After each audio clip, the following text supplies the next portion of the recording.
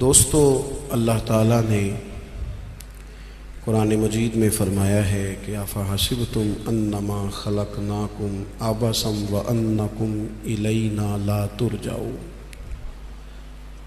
فرمایا کیا تم سمجھتے ہو کہ ہم نے تمہیں بیکار پیدا کیا ہے؟ اور کیا تم سمجھتے ہو تمہیں لوٹ کر ہماری طرف آنا نہیں؟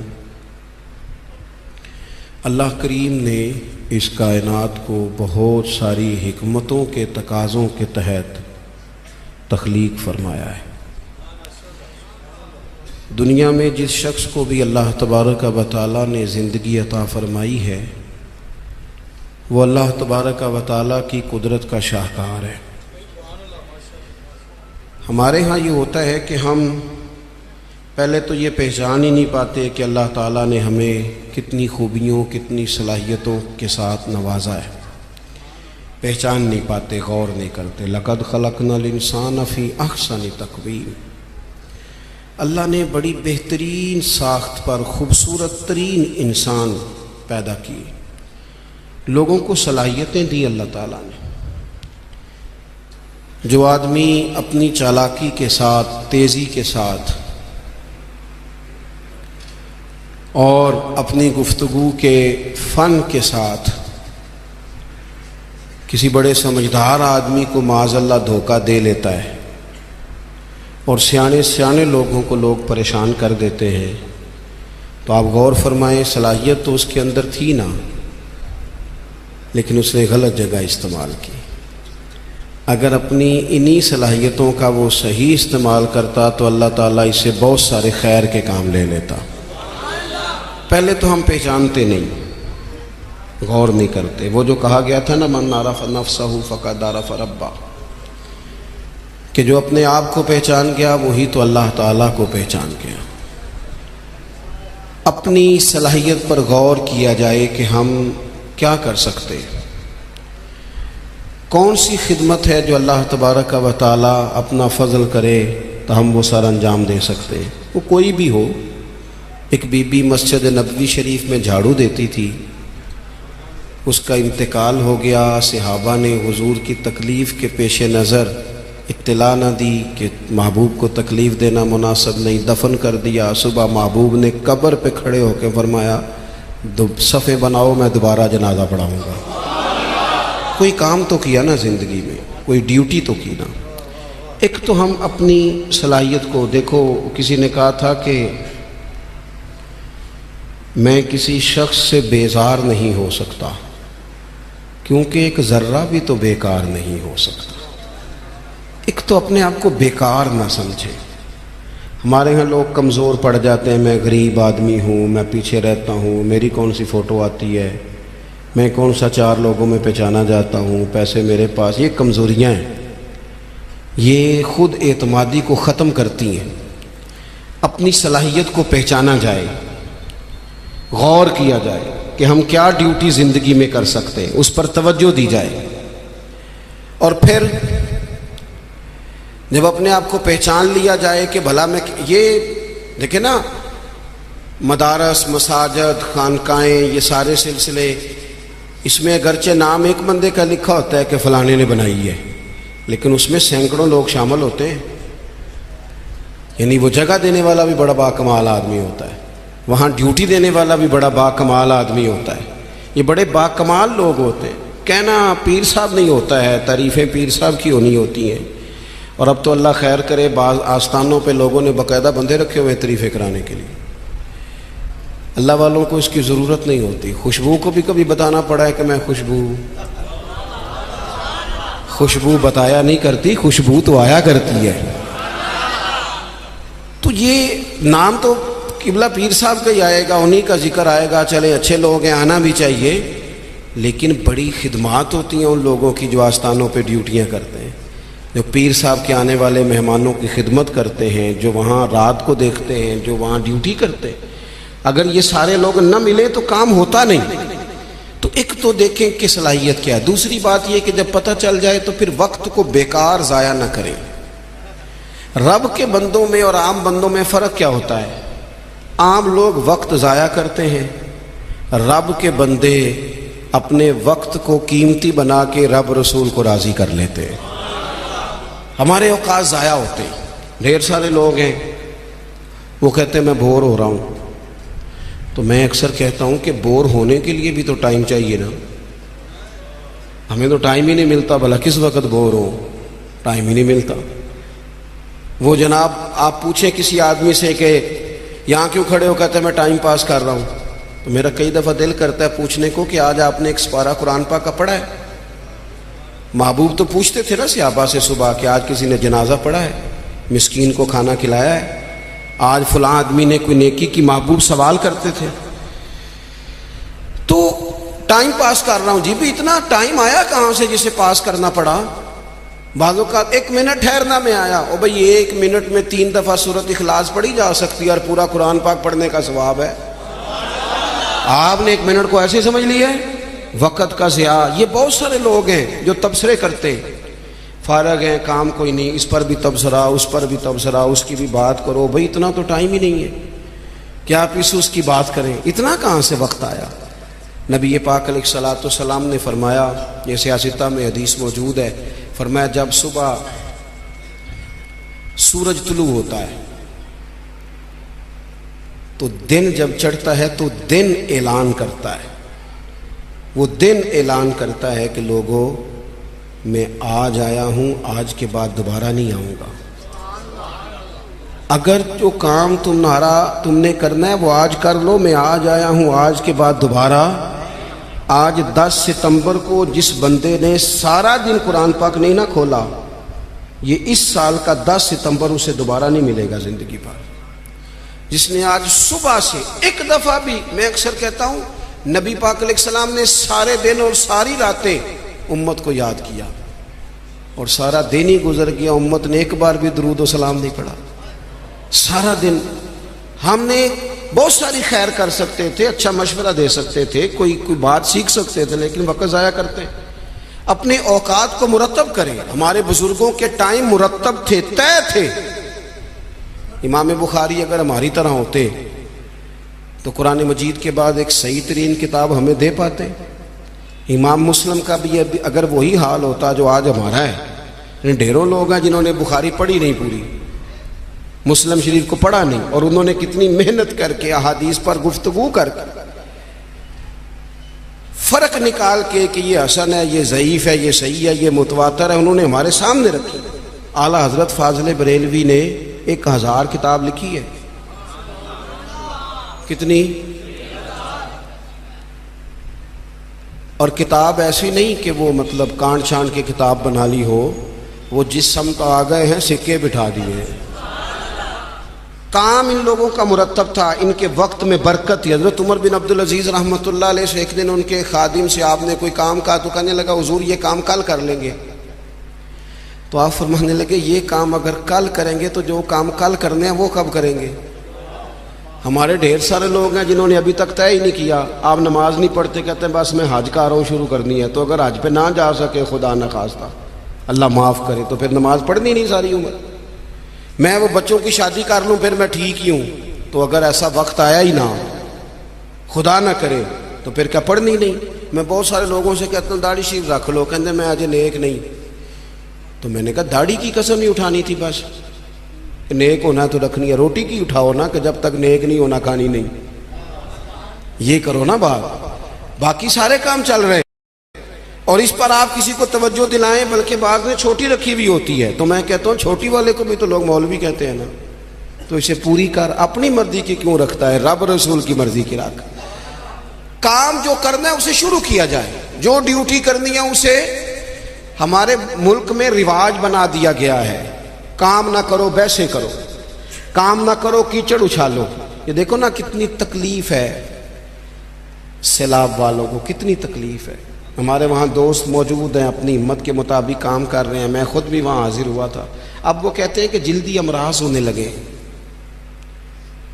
یعنی ایک طرف وہ بندہ ہے جو نخرہ کر رہا ہے کہ یہ روٹی میں نے نہیں کھانی، یہ سالن لے جاؤ، اور دوسری طرف ماں کے کہتی ہے کہ صرف میرے بچے کو زخم ہو گئے ہیں، کیڑے کھڑے ہیں پانی میں، جلدیں پھٹنے لگی ہیں، صرف دوائی چاہیے۔ تو کیا رب کریم نے حساب نہیں لینا؟ چلے مہربانی کرتے، وزیروں نے تو نہیں جانا تھا، پیر ہی ایک ایک دورہ کر آتے، تھوڑی سی توجہ کر لیتے۔ کیا یہ محبوب پاک کو راضی کرنے کا طریقہ نہیں؟ کیا حضور نے فرمایا نہیں جو میری امت سے محبت کی جس نے اسی نے مجھ سے محبت کی؟ کیا فرمایا نہیں جب میری امتی کو تکلیف ہوتی ہے تو مجھے تکلیف ہوتی ہے؟ یہ کام نہیں خیر کا؟ خدا کے بندے تو ہیں ہزاروں، بنوں میں پھرتے ہیں مارے مارے، میں اس کا بندہ بنوں گا جس کو خدا کے بندوں سے پیار ہوگا۔ اپنے اوقات کو مرتب کریں۔ ہمارے ہاں مزاج نہیں کام، یہ دیکھیں نا جلسے ہو رہے ہیں، آ رہا ہے فلانا جا رہا ہے، یہ ہو رہا ہے، اور سب سیاسی جماعتیں اللہ ماشاءاللہ جتنے خرچے یہ ان کاموں پہ کرتے ہیں نا، اس سے آدھے خرچے اگر کریں۔ آپ گاڑیاں سجا رہے ہیں، فلان ہو رہا ہے، پجاروں نکلی ہوئی ہیں، فلاں کام ہو رہا ہے، اور دوسری طرف حال یہ ہے کہ لوگ چار پہیاں کھڑی کر کے ان کے اوپر چادریں ڈال کے اپنی بیٹیوں کو چھپائے بیٹھے ہیں۔ نہ ادھر ادھر کی تو بات کر، یہ بتا کہ قافلہ کیوں لٹا، مجھے رہزنوں سے غرض نہیں، تیری رہبری کا سوال ہے۔ تھوڑا سا توجہ دینے کی ضرورت ہے کہ ہم ترجیحات ہماری کیا ہیں، ہم اصل میں کرنا کیا چاہ رہے ہیں، ہمارا رستہ اور سفر کیا ہے۔ وہ ایک علاقے میں نا، بلکہ یہ میرپور جب ایک دفعہ تاریخ بتاتی ہے کہ سارا کسی حادثے سے ٹوٹ گیا تھا، تو ایک آفیسر کہتے ہیں میری یہاں ڈیوٹی تھی، کیونکہ شہر سارا ہی ایک دفعہ الٹ پلٹ ہو گیا تھا، تباہ ہو گیا تھا، تو میں نے دیکھا ایک بوڑھا شخص اور اس کی بیوی 2 بوریاں گدھے پہ رکھے ہوئے آ رہے ہیں۔ میں نے آگے بڑھ کے سلام لی، بابا جی کدھر جا رہے ہو؟ کہنے لگے پوچھنا تھا وہ بیت المال کا دفتر کہاں ہے، کہاں جہاں خزانہ جمع کرایا جا رہا ہے؟ تو میں نے کہا بابا جی میں ہی ہوں دفتر کا آفیسر، آپ نے کیا جمع کرانا ہے؟ تو کہنے لگے میں نے اور میری بیوی نے کانپتے اور بوڑھے ہاتھوں سے محنت کر کے یہ کچھ سونا چاندی ملبے کے نیچے سے نکالا ہے، بیت المال میں جمع کرانا ہے۔ تو میں نے کہا بابا سارے لوگ گھر لے جاتے ہیں، آپ بیت المال میں لے آئے؟ کہنے لگے پتر شہر سارا ٹوٹ گیا ہے، یہاں ہمارے بزرگوں کی قبریں ہیں، ہم تعاون کرنا چاہتے ہیں ہمارا شہر پھر سے آباد ہو جائے۔ شہر آباد ہوں گے تو گھر بھی انشاءاللہ بانی جائیں گے۔ وطن جب رہتے ہیں نا تو پھر سارے کام ہی چلتے رہتے ہیں، لیکن آپ پرواہ ہی نہ کریں، وقت کو ضائع کریں اور فضول ابحاث میں ٹائم ضائع کریں، کوئی معنی نہیں۔ آپ دیکھیں نا نبی پاک صلی اللہ تعالیٰ علیہ وسلم نے فرمایا وہ بہترین مسلمان ہے جو لا یعنی باتیں چھوڑ دے، بے مقصد باتیں زندگی میں چھوڑ دے، بس با مقصد باوقار پتے کی بات زندگی میں کریں، وقت کو ضائع نہ کریں۔ اور جن لوگوں نے اپنا وقت مرتب کیا، کام کیا، ڈیوٹی کی زندگی میں، حضرت عمر بن عبدالعزیز کی عمر 39 سال ہوئی ہے، پوری 40 نہیں، کتنی بولیے؟ 39 سال کی عمر میں یہ بندے نے روز قرآن پاک بھی پڑھا، درود پاک بھی پڑھا۔ اس شخص نے امت کو عدل و انصاف سے بھی بھرا، مساجد بھی بنائیں، انہوں نے مدارس بھی قائم کیے، خدمتیں بھی کی، عمر 39 سال پائی، لے سجنا اسا توڑ ہی نہیں پائی، تو جان بھی دیتی تیرا تیرے۔ ہم نے تو طے ہی نہیں کیا آج تک۔ یہ بہت سارے نوجوانوں کو میں دیکھتا ہوں ساری دن تصویر پہ گزر جاتا ہے، سارا دن فوٹو آنی چاہیے۔ اور قوم نہ زیادہ تر اللہ ماشاءاللہ بالخصوص نوجوان نسل ہواؤں میں زندہ ہے، خوابوں میں زندہ ہے، موبائل کے اندر زندگی گزار رہے ہیں۔ زندگی کے دکھ کچھ اور ہیں، کرب کچھ اور ہیں، تکلیفیں کچھ اور ہیں، سمجھنے کی چیزیں کچھ۔ جب دوائی کی ضرورت ہو تو پھر گوشت سے پیٹ نہیں بھرا جاتا، پھر دوائی ہی کھانی پڑتی ہے۔ ترجیحات اور ہیں، ہمیں اور طرف بڑھنا ہے اپنے آپ۔ اور جب بندہ مرتب زندگی گزارتا ہے نا، جس مقصد کے لیے رب کریم نے اسے بھیجا، الذی خلق الموت والحیات لیبلوکم ایکم احسن عملا، جب وہ بہترین عمل کرتا ہے تو پھر وہ کافر کا نظریہ ہے کہ مر جائیں گے تو فنا ہو جائیں گے، زندگی میں جو موج کرنی ہے کر لو، یہی ہے سارا کچھ۔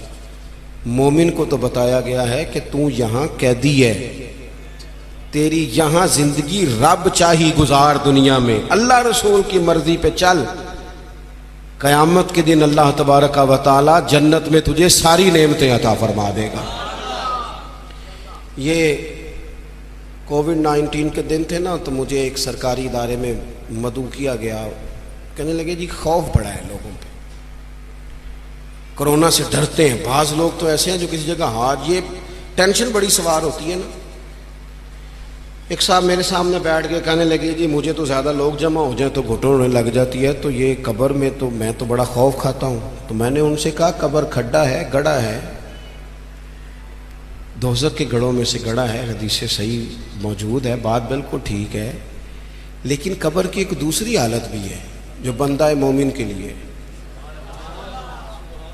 آپ کا جو خیال ہے نا سانس کیسے آئے گی، چاروں جانب سے بند ہے، تو جو رب ماں کے پیٹ میں بندے کو سانس کے لیے موقع دیتا ہے نا، اور اگر کوئی اس سے بھی زیادہ آسان بات سمجھنا چاہے تو انڈا چاروں جانب سے بند ہوتا ہے، سوراخ بھی کوئی نہیں ہوتا.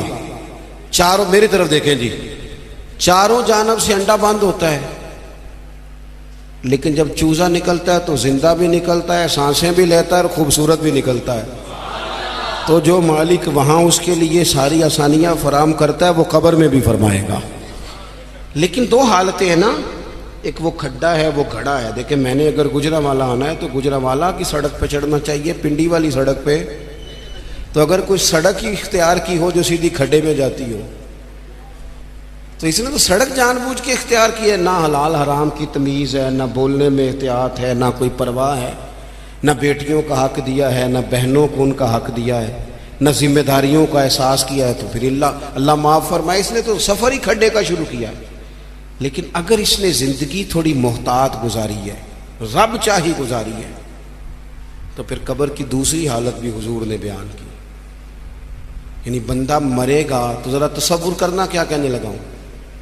جب وہ مرے گا تو اس کی صرف قبر نہیں بلکہ اس کی قبر باغ ہے، کیاری ہے، قبر باغ ہے، اور معمولی باغ نہیں، جنت کے باغوں میں سے باغ. اور ایسی کیاری جنت کی، ایسا باغ، ایسا گلشن کہ جس میں آنکھ کھلتے ہی پہلی زیارت ہی مدینے والے محبوب کی نصیب ہو. کیا کہا حضرت نے، کہنے لگے لحد میں عشق رخ شاہ کا داغ لے کے چلے، ہم نے اندھیری رات سنی تھی چراغ لے کے چلے. اب اللہ فرماتا ہے یوم نحشر المتقین الی الرحمن وفدا. فرمایا جو متقی لوگ ہوں گے نا، پرہیزگار، وہ جب رب کی بارگاہ میں پیش کیے جائیں گے تو مہمان بنا کے پیش کیے جائیں گے. اللہ کی بارگاہ میں مہمان بنا کے. وَنَسُوقُ الْمُجْرِمِينَ إِلَىٰ جَهَنَّمَ وِرْدًا. اور مجرموں کو جہنم کی طرف پیاس سے ہانکا جائے، پیاس سے ہانکا جائے. اپنے معاملات زندگی کو ہمیں جلدی سے طے کر لیں، وقت نہ گزر گیا تیزی سے. کالے بالوں کی جگہ سفید آنے لگ گئے، اور تندرست وجود کہیں کہیں سے درد کرنے لگ گیا.